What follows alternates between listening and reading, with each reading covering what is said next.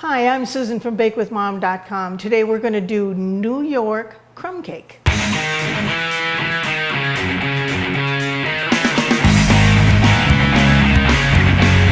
We're going to preheat our oven to 325 degrees Fahrenheit. I'm starting with unsalted butter. This is 1 stick or 8 tablespoons.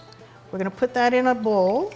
To that I'm adding 1/3 cup of granulated sugar, 1/3 cup of dark brown sugar. Be sure it's the dark because that means it has more molasses in it. You want it packed.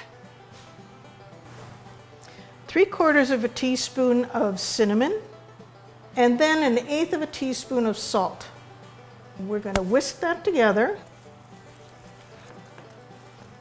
To this now I'm going to add 1 3/4 cups of cake flour. Be sure you use cake flour. If you use regular flour, you're going to have a very tough cake and it won't be nice and light and lovely. Now it's going to get stiffer as we add more and more, but that's okay.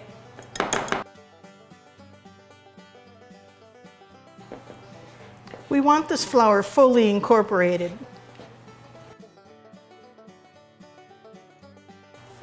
Be sure you scrape the bottom, because if you don't scrape the bottom, you may get some white flecks of flour that didn't get incorporated.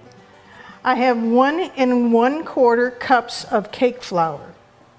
To that, I'm going to add 1/2 cup of granulated sugar, 1/4 teaspoon of baking soda, and 1/4 teaspoon of salt. Let this go on low so that we get them mixed up a little bit. I have 6 ounces of unsalted butter, and I'm going to just add about 1 tablespoon at a time. It's okay to have chunks of butter remaining like this, because we're going to be adding a few more ingredients. We do want some chunks of butter. It's going to make such a lovely textured cake. Now I'm going to add 1/3 cup of buttermilk, and I have 1 egg plus 1 extra egg yolk. So we just want 1 whole egg plus an extra egg yolk. And then we're going to add 1 teaspoon of vanilla. I'm using a vanilla paste, which is really lovely. It has a wonderful smell, and it's using bourbon instead of vodka. And you can see little flecks of vanilla bean in it. It's so wonderful.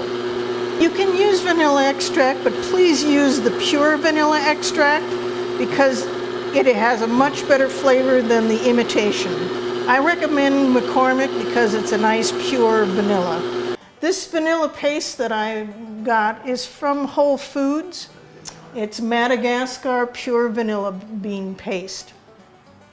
Now we have a prepared pan here. I took aluminum foil and I pressed it into the pan, and we crisscrossed it so that it's perpendicular to one another. This is so that when the cake is cooled, we can lift it out. It's an 8 by 8 inch pan.